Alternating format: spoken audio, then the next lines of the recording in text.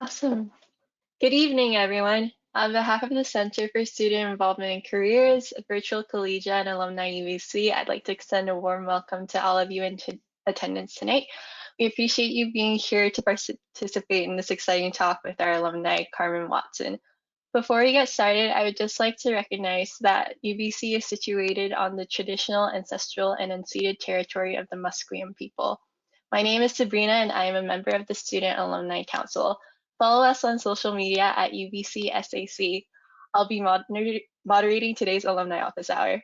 At Alumni UBC, the CSINC and Virtual Collegiate Program, we understand the value of mentorship and building community, particularly during times of high stress. We hope to use these virtual alumni and collegiate office hours as a tool to help first-year students adjust their fears, make connection, expand their community, and be mentored in a safe, small group setting by UBC alumni. As you may know, the CSINC supports students throughout your academic career journey by connecting you to experiences, resources, and people that will help you achieve your personal and career goals. They offer a variety of programming, including orientations, such as the virtual collegiate program that many of you are a part of this year, mentoring, volunteering, and leadership opportunities and workplace learning. You can visit students.ubc.ca to learn more about the center and services. Today's Alumni Office Hour is a partnership with the UBC Hub of 10,000 Coffees. With 10,000 Coffees, students can connect with a network of over 3,000 other students and alumni to develop their skills and build their network. This event will be recorded through GoToWebinar, and the video will be available after the event through CSINC. All participants are muted for the duration of the event. We will have a Q&A opportunity in the second half, and you are welcome to type in your questions at any point during the presentation in the questions tab, and I will present them to Carmen in our Q&A portion.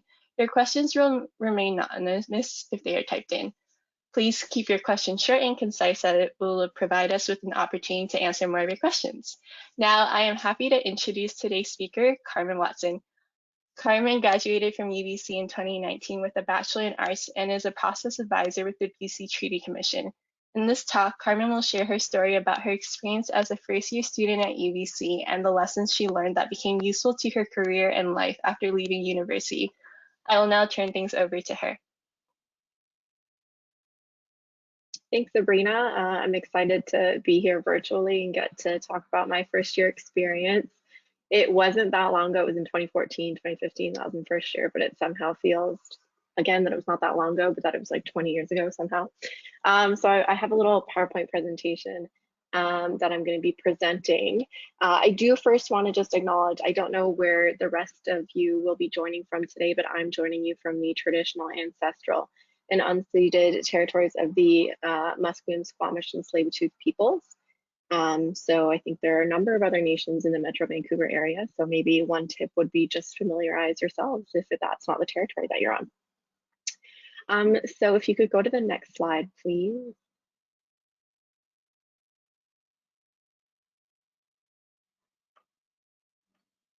There we go.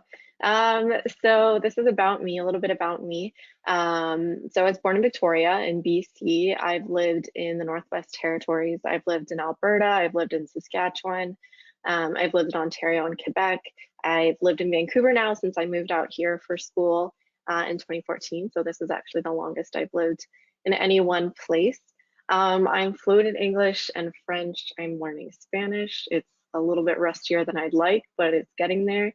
I spent my K to 12 years and my pre-kindergarten actually also in completely French-speaking schools. So UBC was actually my first time going to school in English, my first time taking classes in English, and that was a bit of a big adjustment, but you know, it happened a lot more smoothly, I think, than I thought it was going to. And as Sabrina mentioned, I'm a process advisor for the BC Treaty Commission. So BCTC, the BC Treaty Commission, is the independent facilitator for tripartite negotiations in British Columbia. So often when people think treaty negotiations or treaties, one of the examples I use is Tsawwassen. So Tsawwassen First Nation, who is south of us, they're in the Tsawwassen area. They signed a treaty, and theirs is probably one of the better known ones. They're coming up on their 11 or 12 year anniversary, April 1st. And so that's usually one example I give because it's pretty well known. A little bit more about me. I'm a really proud big sister. My brother is a year younger than me, but he's about a foot taller than me. I included a photo for reference, and he lives out east. He lives in Ontario. And I co-host a podcast. It's called Our True Colors. It's about experiences. I'm a woman of mixed ancestry. So the whole podcast actually is about people who are mixed in their backgrounds and the lives that they live and the experiences that they have. And it's essentially trying to build a community, a virtual community for people in some sometimes very challenging times. So I think we can all kind of identify with that with this past year. And like Sabrina mentioned, I have a bachelor's degree in honors history and international relations. Yeah, so why did I pick UBC? I feel like there's a number of reasons here, and they're all pretty important. The first one that I think of is, so my dad actually went to UBC. He and my mom met in Vancouver. They, you know, kind of fell in love here, got married here, and then moved out to the prairies. I know. But so I had some strong family ties, and it was kind of interesting for me to be able to come back as a second generation UBC student and then eventually graduate from UBC. So that was exciting.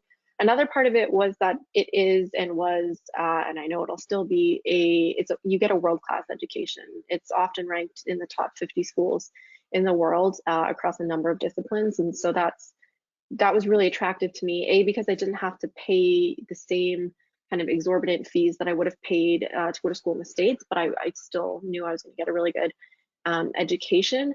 A big part of it too was the cultural diversity of Vancouver. So I am part Chinese. There's a lot of different ethnicities in my family, and I was really drawn to the idea of being able to fit in Vancouver. Growing up mixed, I didn't necessarily have that sense of fitting in some of these smaller towns, specifically in the prairies, I'd say. So coming out here was a bit of a life-changing moment for me. Another big part of why I chose UBC is my dad calls it the mistake, but I made the mistake of visiting the city during the 2010 Olympics when everything was kind of all polished up, and the city was really delivering its best first impression. And so I came out in February, I think that's when the Winter Olympics are, and there was no snow. And I was living in Alberta at the time, and it was, minus 25, minus 20 kind of deal.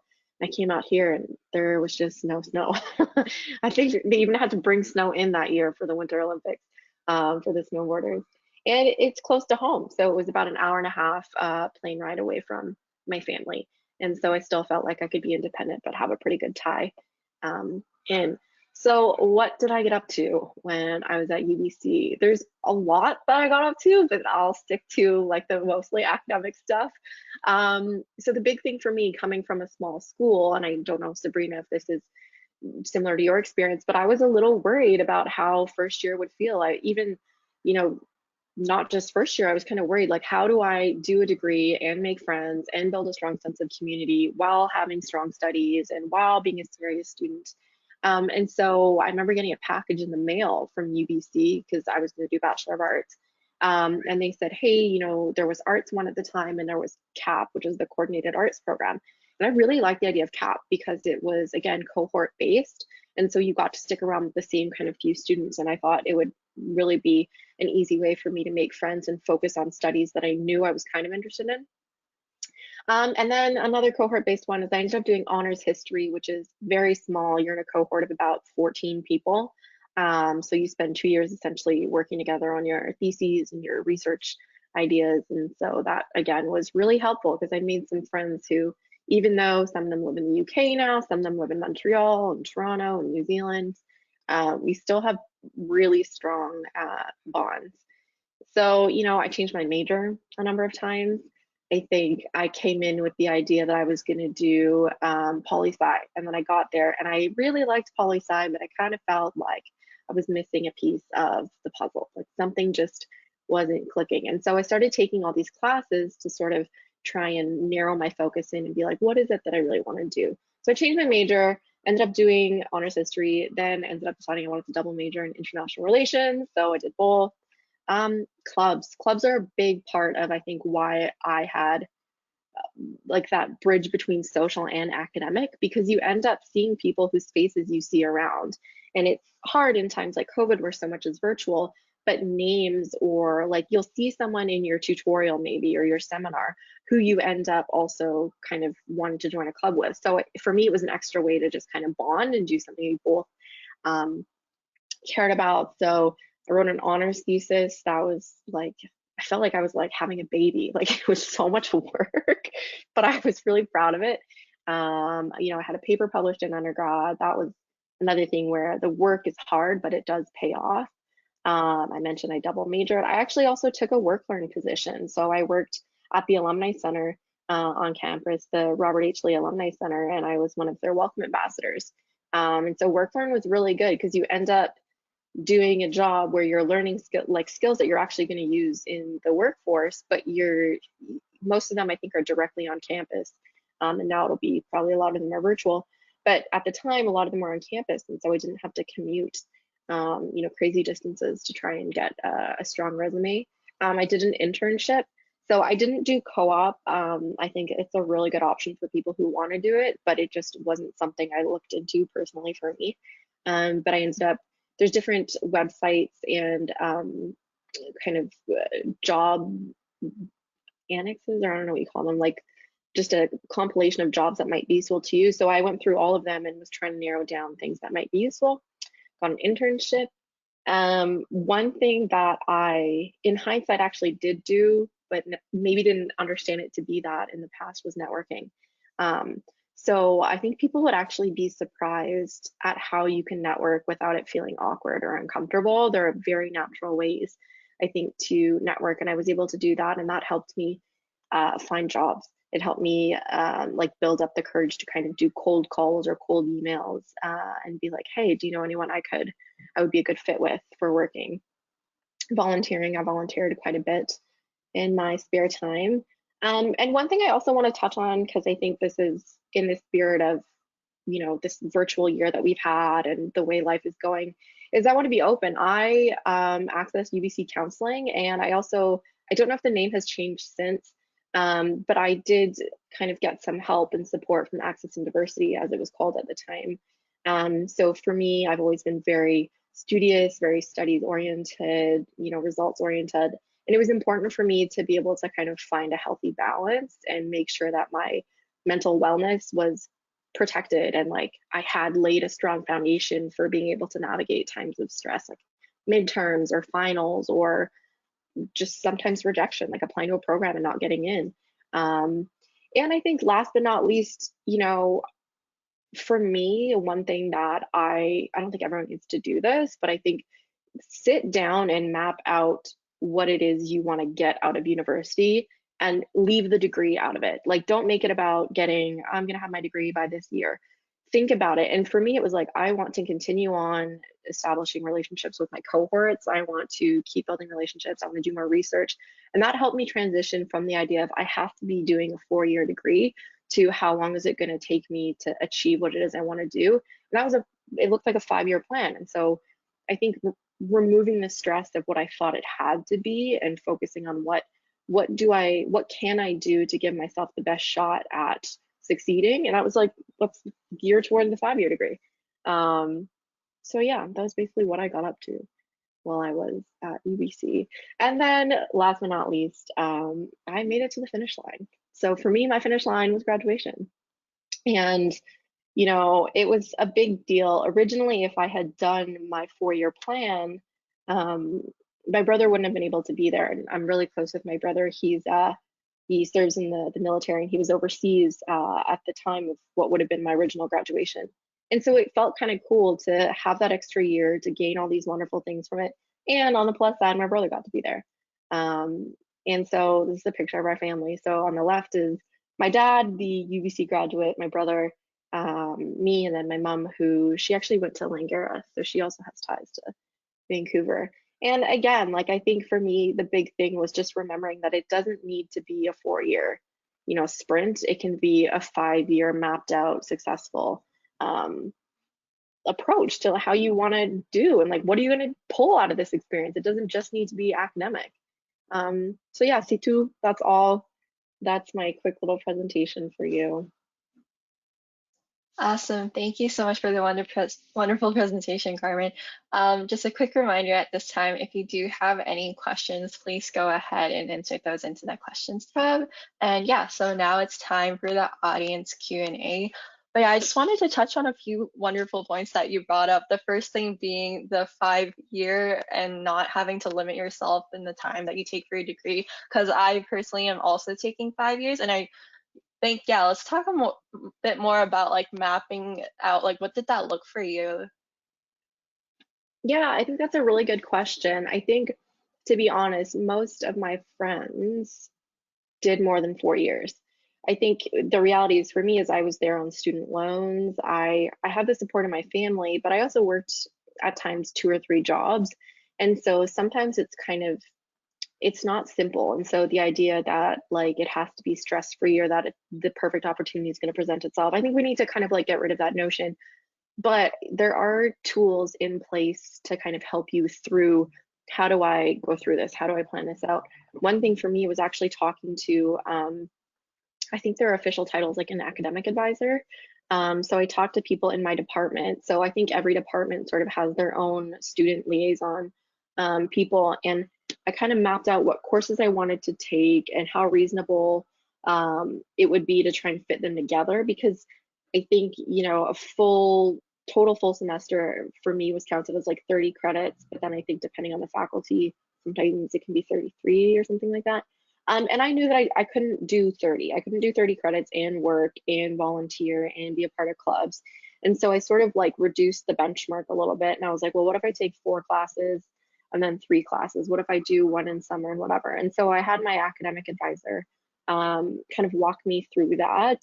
And plus having the option of doing the thesis, the honors thesis, is that it's a year-long block, I think, in your schedule. And so I prioritized that. Like there were classes where I was like, yeah, I kind of want to take this, but I wasn't going to do that at the cost of my big picture goal, which was getting my thesis done. And so I think you just kind of need to be flexible and you need to understand that there isn't one way to do things. And, I think back to my dad's era when he was at UBC, the idea of a 4 year degree was a lot more doable. Like the cost of living in Vancouver wasn't as expensive as it is now. I think um, I don't want to say it wasn't as competitive to get into the job market, but I think there was maybe a different approach to work-life balance. And for me, it was like, I don't, not in a weird way, but like these are going to be some of the best years of my life. Like, I don't want to rush through these. I don't want to be out the door in like 3.5 years or 4. Like, I want to be able to enjoy this. So I think it's just like let yourself succeed. And to do that, you need to like plan things out sometimes and be like, okay, it's not going to look exactly like I wanted it to look, but I'm still going to get to do a whole bunch of great stuff along the way. Yeah, absolutely. I think when a lot of people go into university, they have this like picture perfect idea of like how their degree is supposed to look. And especially, I know you talked about switching your majors quite a few times. I know for a lot of students, they think that that will extend their degree way too much or will be such a hassle. Could you talk more about that as well? Yeah, I think what's funny is in the long run, like, and I've only been in the workforce for about 2 years now, and I mean workforce as in completely out of school. All the classes I took, there was something I learned that I can apply in my job. So even if it wasn't a class that I took specifically for the major that I thought I was going to take, it still helped. I remember I took one French decolonial literature class. I didn't end up majoring in French. At one point, I was going to do French and political science, and I changed my mind. I still use a lot of those frameworks, like understanding, for instance, in that literature class, the depiction of women in text and art and things like that. That is so relevant to my work now. I work now with nations who are working to recreate a narrative that has been written without their involvement. And they're saying, no, no, no, no, this is not who we are. This is who we are.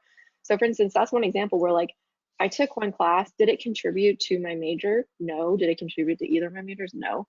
But I think about it and I'm glad I took it because I have skills now from that class and a sense of cultural awareness that I can apply completely outside the classroom. I also think, there's things out there that make the idea of a longer degree a little bit scary, and whether that's finding a job or the cost, those are real fears. So I don't think, we need to completely erase those fears, but there are ways out there. There are bursaries, there are scholarships, and that's one area where I think at the time it was called an enrollment services professional. I don't know what the title is now, but I reached out, I think twice at least, to my enrollment services person saying, what are options? And I ended up getting a few scholarships just by looking and contacting the departments. And that kind of helped level out the financial aspect of a bit of a longer degree. And I think sometimes there's always an answer out there to our questions. It maybe isn't the answer we had hoped for or that we imagined it would be, but once you get creative, you can mitigate a lot of the stressors. And so for me, it was like, this is what I need to do to be the most productive. This is what I need to do to kind of feel, really at ease with my degree. And I did it. And so I'm glad that I did. Hmm.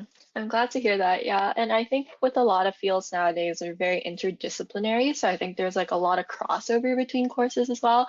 Like being from a biology background, but also taking a lot of courses in like the arts and urban studies, I find that a lot of stuff actually overlaps. So it's interesting to like build those connections between different fields as well.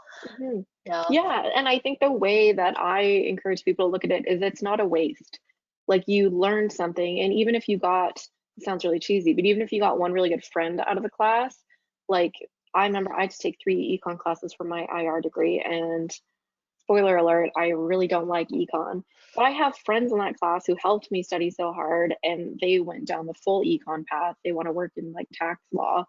Um, and we're still really good friends. And I wouldn't have had that friendship if it weren't for being forced to take this econ class. So I think like there's definitely a way to flush things out. Like everything can be useful. You kind of just, I think, need to take a step back sometimes. Absolutely. But I think one thing that's difficult during this time of COVID is everything being online. It's so much harder for students to build those connections, to want to join the breakout rooms and classes. Hmm. But yeah, making friends out of class is definitely worthwhile. But I wanted to go back to another point that you brought up earlier, which was coming from a small school. So I personally also came from a very tiny high school, the smallest one in Richmond, Yeah. where we knew everyone in my grade. And I remember walking onto UBC campus that first day during Imagine Day, just looking down like Main Mall and thinking, oh my God, how am Yeah. I gonna make it here? Yeah. There's so many people. But yeah, can you give some advice for like other than the CAP program, like how you found community at UBC or in your program? Yeah, and I think that's a really good question because I think, even if you came from a really big school and you were a social butterfly, quote unquote, or you had always participated in sports and like it's still tricky. Like university is such a new setting, and I think this year more than ever, like people had to be creative, and it's not fair, I think, that like things didn't go the way we all hoped they would. But for me, the idea of community is it doesn't have to be massive. It can start small. And I have like I would say a pretty tight circle of close friends. I'm not someone who has like 30 girlfriends who could all go out and all these things, which, thank goodness for because COVID would have like ruined that. Um, but, I think it's reach out to one person, reach out to one friend and go from there. Because often what will happen is like you'll have one friend and they're like, hey, want to go do this thing with me or want to go watch this lecture with me, even if it's online. And I think it just helps because you get that added level of exposure, which kind of makes you like communicate with people. And it was, I didn't know how I was going to handle it. Like I had kind of a similar experience when we were at Imagine Day. And I remember, and this is tricky because I feel like this incoming class won't have had that, or this class won't have had that. But Imagine Day was like they filled the stadium, and there was like I don't know, probably like 3,000 people in it. And I remember just wanting to cry because I was like, I'm never gonna like know all of them. There's so many people, and it's true. I'm not gonna know all of them, But I don't know. Like the people I was close with, I'm still close with. I lived with one of them for a very long time. One of them actually lives like 3 blocks from me now. We go for walks together because it's COVID safe. But I think it's like, it's okay. Like, we're all a little anxious inside when it comes to being in a new circle or making new friends. You're not alone. I promise you, whether you're in a virtual room or in a real room or on an email chain, people feel awkward about reaching out first, but I have generally found that there's a big sense of relief when someone does it. So it'll be like one person in the room, one person on the chat. It's like, hey, folks, like, do people want to have a virtual coffee hour? Do people want to have like a Netflix watch party? And it's little things, but I think like they're actually fun because you're not putting yourself out there completely. You're not like putting a presentation on in front of a whole class, being like, would you like to be my friend? Um, but yeah, community, it doesn't have to be massive. I think everyone has their own definition of community. And mine was having people who would have my back, and people that I could be really happy with, and people where I could go to them and be like, oh my gosh, I just, flunked this test and I'm so mad at myself and I'm upset. And it was like, okay, let's go out and do something. Um, but I hear that fear. Like I think it's valid. Mhm. Yeah, and I think that's such great advice, especially in the remote learning environment, that if you don't want to put yourself out there in front of the whole class on that Zoom call, just maybe even reach out to one person who you saw like said an interesting thing and be like, hey, like I related to that. Do you want to like talk more about that? I think that's super great advice Yeah. because it really does start from one other person that you can talk to. And I think the thing to remember is like my parents used to say this to me all the time as a kid, and I was like, I'm not lying. But it's actually true, is like everyone else in that room is going to be feeling the same way. Like they're all going to be a little bit uncomfortable. They're all going to be wondering, how do I connect with this person? Or how do I, build a kind of bridge between us? And it's the longer you wait, the longer it'll take. So just kind of, give them a shot. Like it'll be, I usually it's more fun, I think, than stressful to reach out to people. Yeah, I think the big thing is like a lot of people are battling a bit of imposter syndrome, especially when they first Mm, come to university thinking like, oh, do I belong here? Like, where do I find my place? But I think it does put you a lot more at ease when you think about the fact that everyone is probably going through the same thing and having some mhm. mentality. Yeah. Yeah, and I think honestly, the thing about imposter syndrome is people have it at every stage. Like I have it at work, I'll be in a room full of like lawyers and really important people, and I feel like an imposter. And I'm like, wait, like where's that feeling coming from? Like, has anyone actually told me I'm not good enough, or am I kind of letting my anxiety just like bubble up to the top? And that's honestly something I saw differently after talking to the people at UBC counseling services, because I was like, I'm not smart enough for these classes. This is just so tricky. Like everyone else is so smart.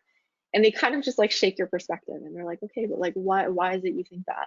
And you're like, wait, wake up call. Like I can be here. But I think just remember that like it's okay to feel uncomfortable. Don't punish yourself for feeling out of place. Like it's a tricky time. Like I really don't think that there's one way to do things and one way not to. Like it's gonna, my biggest thing would be like it's gonna be okay. Like we don't necessarily know all, like when is this gonna end and whatever, but uh, truth is it's like it's gonna be okay. Like there are people out there who want to be your friend and they want to connect, and you know, it'll be all right. Yeah, absolutely. And since you brought up counseling services, I also did want to ask, like, especially during this time of COVID and a pandemic, prioritizing mental health can be really challenging. So, what did you do when things didn't go according to plan? And do you have any tips for first years for how they can ask for help or find resources? Yeah, definitely. I think these are really good questions because I think sometimes it can be tricky because it's almost like there's so much information out there that we don't know where to start. One of the things that was really useful for me was literally just looking up UBC counseling. And I ended up going to, there was a center specifically that helped me kind of kickstart my journey into mental wellness. But I still, like, these are things I still work on. Like, I still go to counseling every once in a while because it is a stressful time, but there are some tips I find that I need to turn my phone off sometimes. Particularly, I'll just be honest, I'm of Chinese ancestry. There is a lot of increased rhetoric, racist rhetoric during the pandemic, and it's been hard. So sometimes I will turn my phone off when things are happening or when it's getting to a level where I'm like, this is not good for me. It's like, I know this exists, but I'm getting overwhelmed and this isn't helping me focus. One big thing for me is talking to my brother. My brother he listens very well. And I think most of us probably have one person out there who is a good listener, because sometimes I think we're not looking for advice. We just need to say out loud what it is that's bugging us. So, I'll call my brother sometimes and be like, hey, do you have like 15 minutes? Can I just rant? He's like, yeah, go for it. And so that's one thing I do. One thing I've also normalized with a lot of my friends is asking, do you have the capacity for this right now? One of my good friends taught me that approach. And when I'm kind of dealing with things that I feel like I can't really engage with other people, and a friend asks me, do you have the capacity for this right now? I can honestly say, not so much today. Can we come back to this tomorrow? Um, and I think like there are ways to do that, but I think one of the constant themes in mental wellness is just communication. Like whether that's reaching out to a prof and being honest and saying, "Hey, I'm having a hard time in class right now. You know, is there a way to reweight this assignment? Can I do something?" And the answer might be no, and that's okay. But I promise you, one bad grade where because you got a bad grade, you were able to prioritize your mental health or mental wellness, it is worth it in the long run. Like I took a few late penalties in school, not because I wasn't prepared, but because I saw it as a choice between am I going to sleep tonight and be ready for X tomorrow, or am I going to stay up late, power through, hand in something, and just be stressed for like days on end? It's like, no, I'm going to take the 3% late fee. I promise you, it doesn't actually affect your like overall GPA if one paper is late. Um, but I think also just being honest with yourself. That's the tough one because I think our natural instinct is to be like, everything is fine. I can handle all of this. I've got this. And you're not any weaker. You're not like a failure. You're not, you haven't disappointed anyone if you're like, hey, I kind of need a little extra assistance right now. You know, it's like if you're in the grocery store and you had pulled a muscle in your back, it's like, do you want to aggravate the muscle in your back by reaching really high up for that can of Pringles? Or do you want to admit to the like store associate there who's like, do you need help? Like, what would you do? You know? So I think in school, it's the same thing. It's like you're allowed to take care of yourself. That's really, I think, what people want you to do. Like your profs don't want you to make yourself feel physically ill from stress or whatever. They're like, okay, like take the L. It's okay. One thing for me is I think, failure is a bit of a bad word, but I think it's like let yourself fail sometimes. It is, I promise you, it's not the end of the world. Like you're not always going to be on top of your game. And once we deconstruct that myth of perfection, especially I think sometimes in women, like we're like, I need to be perfect. I need to do this. It's like, but you don't though. It's okay. Like you're gonna slip up some days. You're not gonna be, your best put together self or like your most kind of intellectual self, and that's okay. It's really not worth just feeling like all, tied up inside over. Mhm. Yeah, I think that's so important to find that balance there. I think when I was in first and second year, I definitely had the mentality I'm like one bad grade and it's over for me, Yeah, stressing a lot about finals, just thinking, oh my gosh, this is the end. But looking back, like nobody, no employer would ever look or even ask for my transcript really. But even if yeah, they saw it, they wouldn't say like, oh, what happened here? Like they would look so much at the bigger picture and like your yeah, experience and all that. So that's really important to remember. And yeah, I definitely. And I think, think, mhm. oh, sorry, go Oh, go ahead. ahead, go ahead, go ahead. Well, I think the thing to remember is it's like university isn't just about the grades. So it's like, I understand that some people they'll have a different kind of urgency about their academics, and I respect that. But I also think like it is not the be all end all of all things. You know what I mean? Like it's Mhm. university should, at least I hope for most of us, be an experience where we look back on it and say, I'm glad I did what I did, not, I wish I'd taken it easier. I wish I had like been kinder to myself. I wish I'd been kinder to others. I think it's okay. Like, and that's part of, I think, when I come back to the 4 or 5 year idea is I was able to sort of like take a breath at times because I did that 5 year approach. I wasn't like cramming to get things done and work and volunteer. Because, like you mentioned, employers often and even grad schools look at the full picture. I applied to grad schools with grades where at the time when I got that grade, I was like, this is the end. I will not be able to get into grad school. I later applied to grad school with those grades and the bulk of stuff I'd done outside of school, and I got massive scholarships to go to those schools. And I ended up working for the commission, so I didn't go to grad school. But it's like I promise you, it's not as bad as you think it is. Like there's actually a lot more for you to enjoy outside of like the stressors. Absolutely, yeah. And I think I went through the same process of applying for law school because I had C's, like organic chemistry. I still don't understand it to this day. And I even withdrew from a course in third year, which I never saw myself doing, being the kind of Hmm. student who was always like, I have to get the best grades. But looking back, I'm like, they don't actually care. Like, I thought when I withdraw, I was like, this is it. Like, Yeah, I don't know what I'm going to do after my undergrad. But yeah, like, they're not going to care about that little thing. Everybody has rough times. It is just important to be kind to yourself and look at the bigger picture. Like, will this matter in 10 years? Like that, like thinking about it that way. 100%. Yeah, and I think like that kind of long vision instead of like short-sightedness, like having that long-sightedness, I think that's so important because it's like I really hope that for people who, especially in this pandemic, like the need for self-compassion and self-kindness is so like crucial right now. Like if we're harping on ourselves,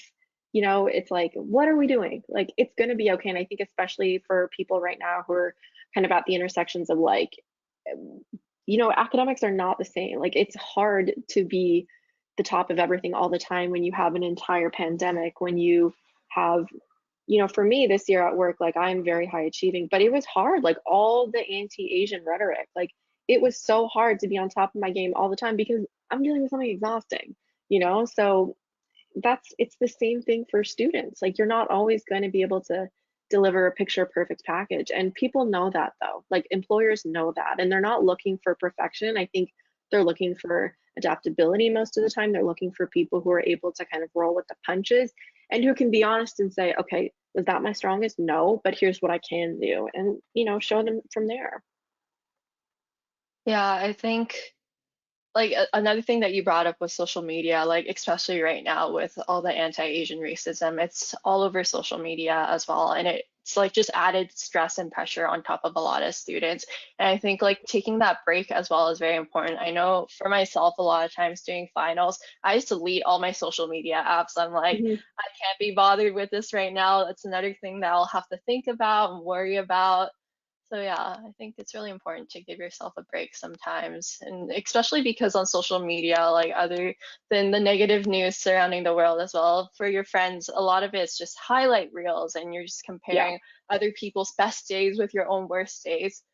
Oh So yeah, and it's like, let's be real, what we put on social media, at least for me, is my best. Like I'm not putting my acne on there. I'm not putting my D minuses on there. I'm not putting the time I racked up my credit card bill from Uber Eats. What I'm putting on there is like, oh, I have a nice little Aperol spritz or like my paper got published. And those are worth celebrating, absolutely. But like they're like even the people who look most successful have like really awkward stories about not being their best selves. Like it's just the truth.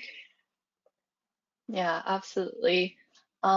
Yeah, so another question that I have is, especially for yourself, because you chose the Treaty Commission over grad school and all that, and you're so passionate about that, and it's great to see. And just how do you mix a passion with a career? And do you have any strategies for finding a career that line with your interests and values? That's a really good question because, I think there were a million different things I could have done with my degree. And so I did my honors thesis on sovereignty in British Columbia and Indigenous feminism. So I used case studies of Indigenous nations saying, we are doing this, we're not using government rules for this. This is what we're doing to kind of enact their own self-determination. And so I thought that what I wanted to do was work in policy. So I applied to do a master's in public policy at two different schools because I was like, this is, I think, what I need to do to work in policy is to have this degree. But I saw this job pop up and I applied and I ended up getting the job. And it's like, in a way, I absolutely use what I was passionate about in school. Like, I was passionate about self determination. I've always been passionate about Canadian politics, not in the like party sense of following one party and whatever. I'm always been interested in the way, like, how does Canada run, how does Canada work, you know all the different kind of orders that have to come together to make sure that we get to do our day-to-day stuff. And what's funny is, like, I did history and a lot of people say, oh, like history, you're going to either work in a museum or you're going to become a teacher, which are both really awesome jobs because I think the relationship between education and history is super strong. Museums, public education, things like that. But I kind of was like, no, like I really want to work in the policy field, but how do I do that? How do I bring my passions in it there? And boom, here comes this, posting for the commission where the requirements were, someone with history, a knowledge of history of BC Indigenous context. And I was like, well, that sounds like me, but I don't have a master's, I don't have whatever. And I think one thing that's important is to have people who are going to be real with you along the way. So I had my dad. My dad has always been the kind of person to tell me the truth, but in a kind way. So he would never be like, you're not going to get that. He would be like, I think it's a really good thing to apply for that. And, we'll work through the application process, or we'll work with you through the application process. And so having people on, a level which they're truthful, but they're supportive, I think that's really important. And I think you need to work at building that. So find people around you who will say, you have a really strong skill set in this area. I feel like, you would be great in this position. And I think that's where the networking piece comes in a little bit. I used to think networking was a bit of like a silly word. Like I thought it was kind of all the fanfare of like wearing a name tag and being like, hello, I work for the commission. Um, I just thought it was super awkward and I didn't like it. But the truth is I met people along the way who they knew my interests and I trusted them to send me advice on jobs or put me in contact with people over email. So because I did my thesis, for instance, on Indigenous women's role in sovereignty and things like that, one woman sent me emails about working for Child and Family Services in Vancouver in the like women focused area, which was pretty interesting. And like I looked at it and stuff like that, but I knew that I wanted to work in governments and like with governments and make sure that I could like really get my hands kind of in the middle of this policy stuff. And I think it's like if you have that passion to do something, there is always a way to tie it into a career and academics. Because I just don't think that things have to be super black and white. Like my podcasting, for instance, I never thought I'd be involved in a podcast. I was like, no, it's only like Joe Rogan who does that, or Brene Brown. But part of what I was able to do is through my history degree, and kind of a more deeper approach is I learned about intersectionality. And so the whole premise for this show is intersectionality, or this podcast is intersectionality. And so I don't get paid for that podcasting work, but I get to participate in a project that I truly believe in. And I do think it'll help me in the long run, career wise, because these are skills that I'm learning, especially around communications. So I think if I had to summarize and say like maybe 2 or 3 tips when it comes to blending passions and career, is I think surround yourself with people who will tell you the truth, who will encourage you, but who will also kind of push you when needed to be like, yes, you can apply for that job. I think particularly in women, we have this tendency to say, but I don't meet all the requirements, so I don't want to apply. No, like have a friend be like, you can absolutely do that. Okay, so you don't meet this criteria. Here's how you meet it. So surround yourself with people I think who will do those things. I think another one is just like be like big picture. Look at the big picture. What skills do you have? How does that translate to a job? So say you are someone who is really interested in I don't know, fisheries in British Columbia. There are so many jobs out there right now because the government of Canada has what they call their blue economy. So it's kind of a play on like the gig economy and things like that. But the blue economy is a focus on kind of making sure that we're incorporating the preservation of ocean ecosystems. So whether that's like wildlife or like the plants that are involved in that, how do we make sure that like our policies aren't harming that? So biology works into that. Someone with a sociology background works into that. Someone who's interested just on a kind of surface level and understanding what the government of Canada does and how do we play into international relations. There's always a way in. I think you just need to be creative about how you want to play into something career wise. And I think third would be don't be too like don't pigeonhole yourself. Don't say I'm only gonna, that's my advice, is don't say you're only gonna look for X jobs. Because I was like, I only want to work as a policy analyst. I only want to work as someone whose title has policy in it, and I don't. But in doing that and widening my search, I was able to find something that I actually like really like, and that's directly related to what I wanted to do just by being a little bit more open-minded than I had planned.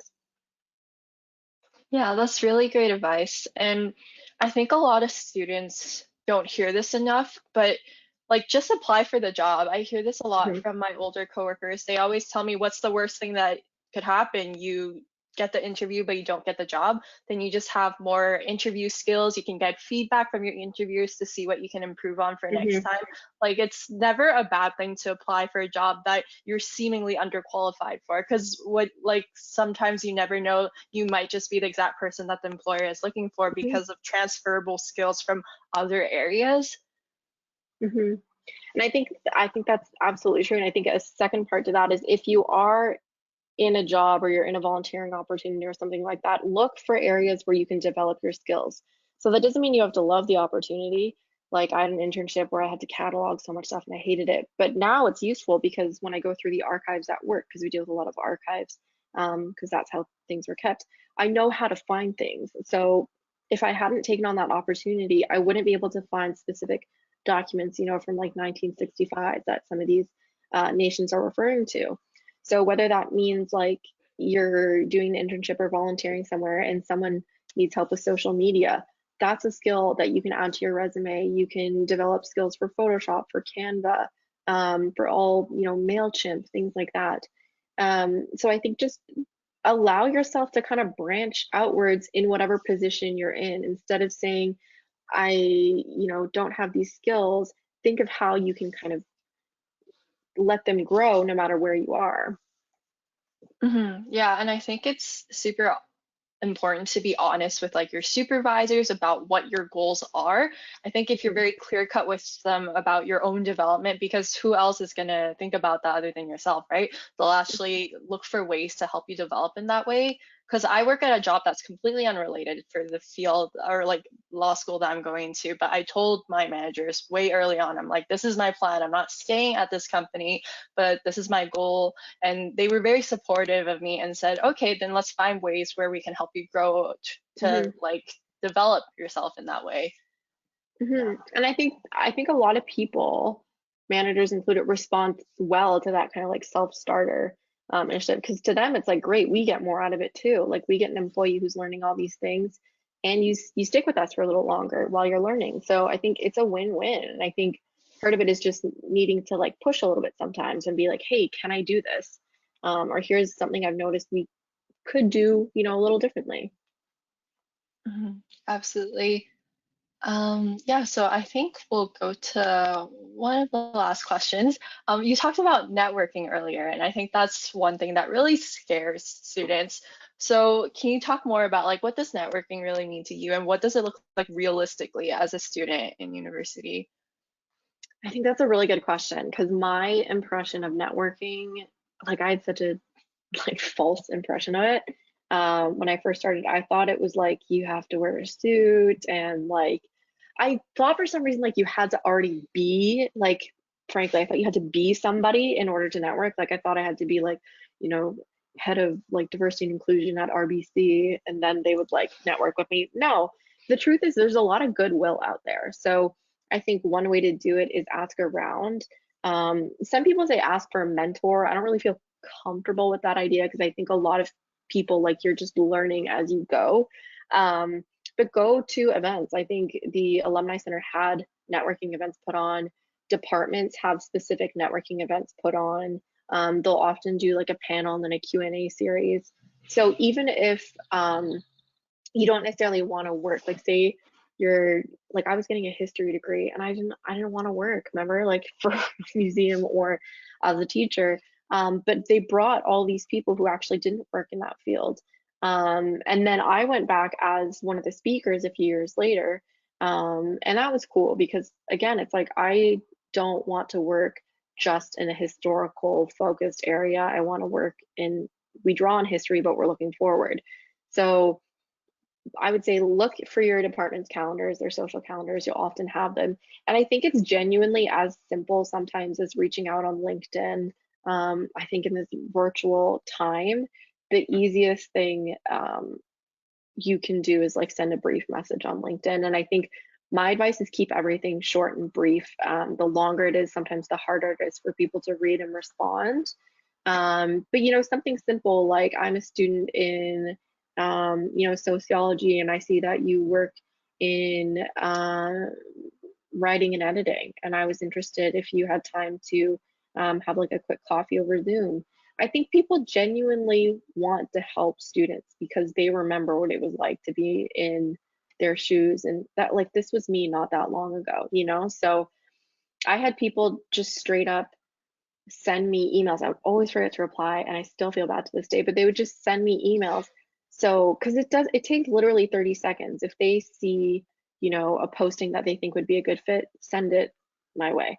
Um, but yeah, like I think one thing is also is like, don't feel offended if people don't connect with you. It's not because they don't like you. It's not because you're not good enough. It's not because you're not, smart enough. Sometimes people just genuinely are getting like a million messages a day. I have two phones. I have a work phone and a personal phone. Like I'm so bad at replying to my personal phone. So my mind is always like connected to my work phone.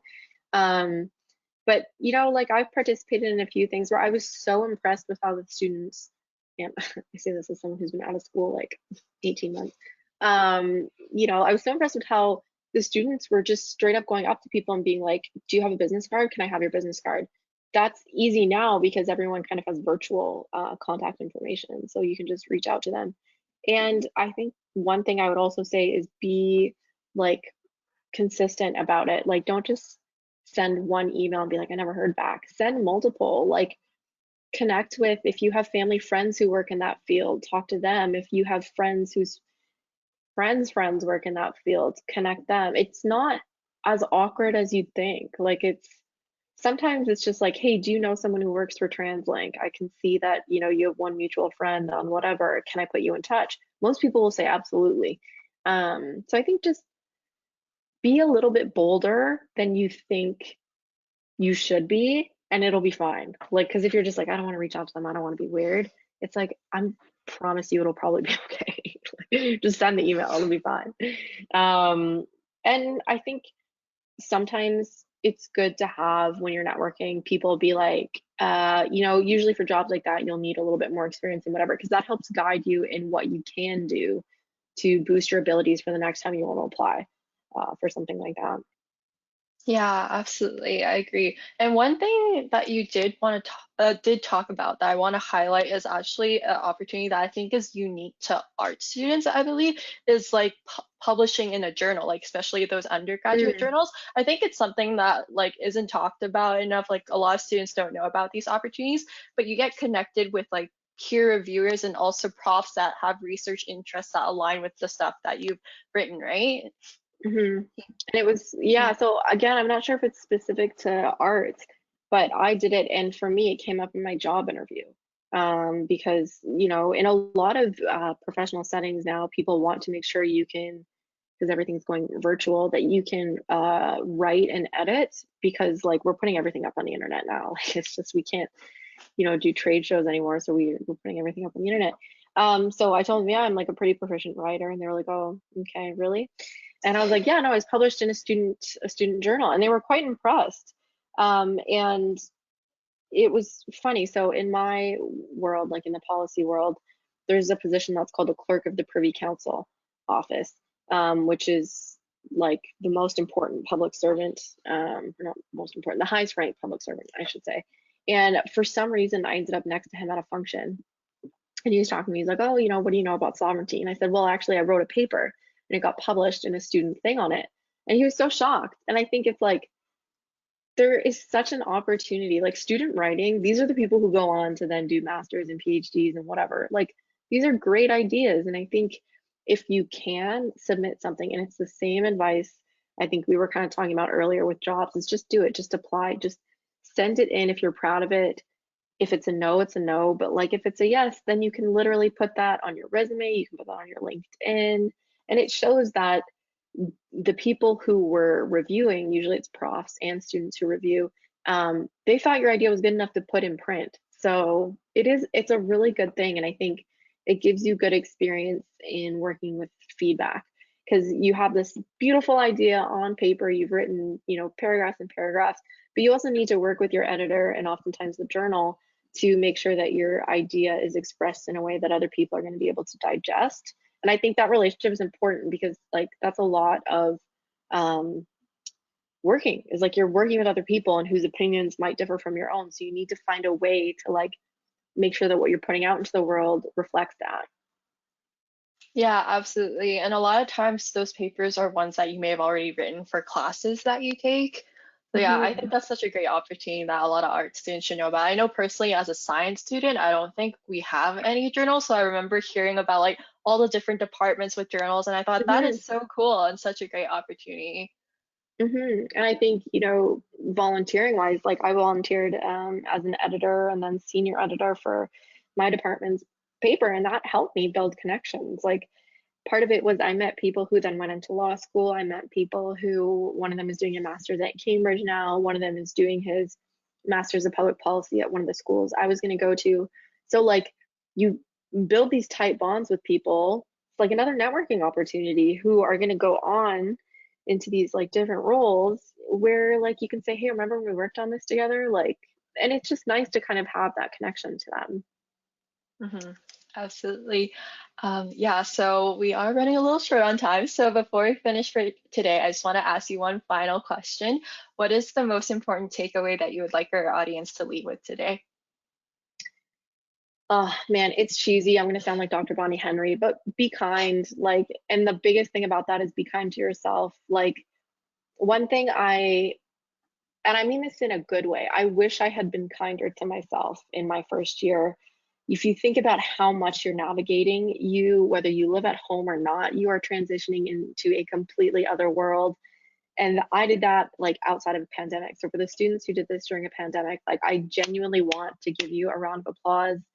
Life is so unpredictable, but sometimes things don't go according to plan. It's not your fault. It's not about who's to blame. It's not about what caused it. It's just like, okay, how can I handle this? And have the kind of self kindness and the self compassion to know that you probably have the tools or have access to the tools to handle it in a much stronger way than you'll give yourself credit for. So just be kind to yourselves. Like, this is a hard time. It's okay to take things slower. Yeah, I think that's super important advice, especially during the time of a pandemic. So I hope everyone remembers to be kind to themselves.